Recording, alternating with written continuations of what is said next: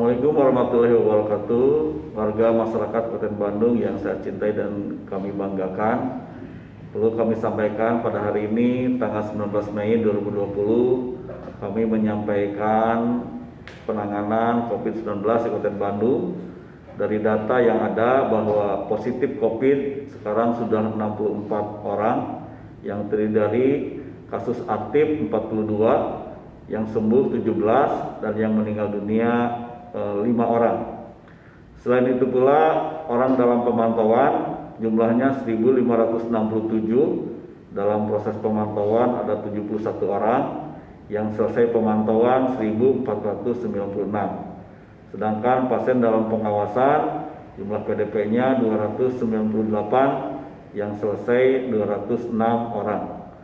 Bapak Ibu yang saya hormati, hari ini juga kita sudah menetapkan keputusan Pak Bupati hasil evaluasi gugus tugas bahwa PSBB gelombang ketiga di Kabupaten Bandung diperpanjang, yang meliputi Kecamatan Margahayu, Kecamatan Margaasih, Kecamatan Dayakolot, Kecamatan Bojong Soang, dan Kecamatan Cileunyi. Ini didukung oleh 19 checkpoint yang tetap beroperasi.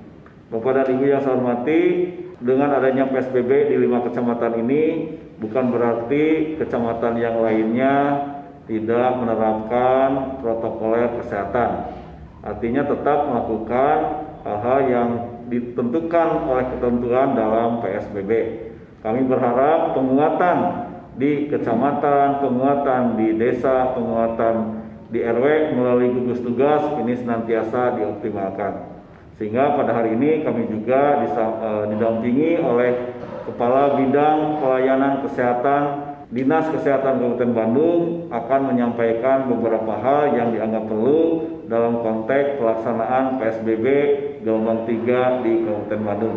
Untuk itu kami persilahkan kepada Dr. Riantini menyampaikan tentang penanganan kasus COVID-19 di Kabupaten Bandung. Kami persilahkan. Terima kasih. Assalamualaikum warahmatullahi wabarakatuh.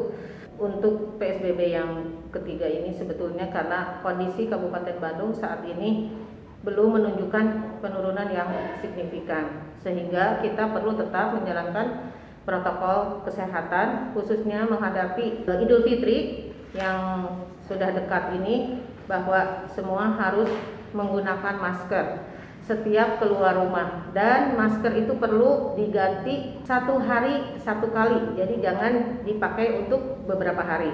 Kemudian setiap habis memegang sesuatu atau kegiatan apapun harus selalu mencuci tangan menggunakan sabun dengan air yang mengalir. Physical distancing jangan lupa, yaitu minimal berjarak 1 meter.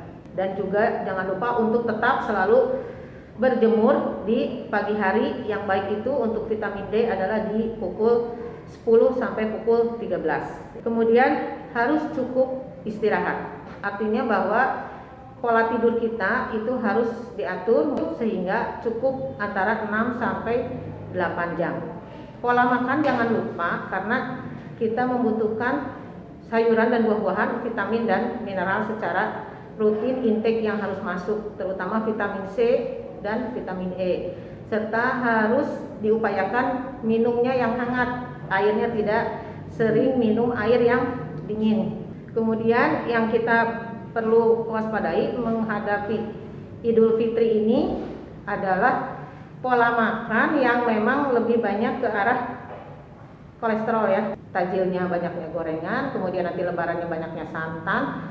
Itu adalah pemicu dari penyakit tidak menular seperti diabetes, kolesterol, dan hipertensi serta jantung, dan itu adalah salah satu bagian dari komorbid untuk COVID-19 ini. Oleh karena itu kita tetap harus menyeimbangkan dengan aktivitas fisik. Jadi perlu aktivitas fisik setiap hari walaupun kita dalam keadaan di rumah. Jadi apakah itu dengan bekerja beres-beres ataukah kita naik turun tangga atau dari depan rumah ke belakang rumah, sehingga kita bisa selalu bergerak. Karena itu yang diperlukan. Kita juga memohon kepada aparat yang ada di desa atau di daerah untuk mungkin mulai saat ini memikirkan para pelaku perjalanan untuk dilaporkan kepada puskesmas.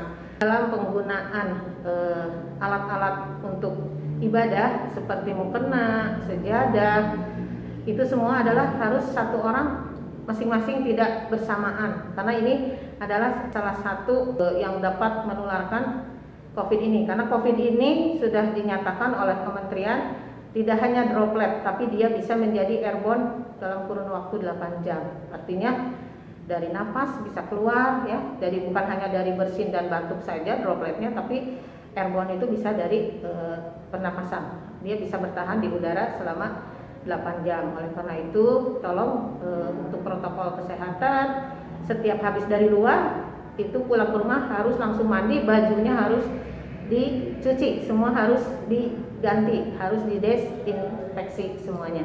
Itu mungkin yang perlu diketahui oleh semuanya, sehingga nanti kita harapkan COVID-19 ini bisa turun setelah Idul Fitri. Karena saat ini kita sedang melaksanakan rapid masif juga masif dan juga swab masif, dan itu hasilnya akan terlihat setelah Lebaran. Apakah kita meningkat secara signifikan ataukah bisa turun? Dari situ nanti akan diketahui kondisi di Kabupaten Bandung. Terima kasih warga Kabupaten Bandung.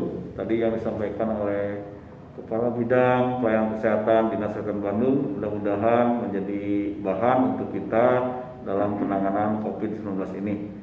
Akhirnya berdoa kepada Allah Subhanahu wa taala, mudah-mudahan segera wabah ini dicabut oleh Allah Subhanahu wa taala dan kita kembali normal seperti sedia kala. Terima kasih. Wassalamualaikum warahmatullahi wabarakatuh.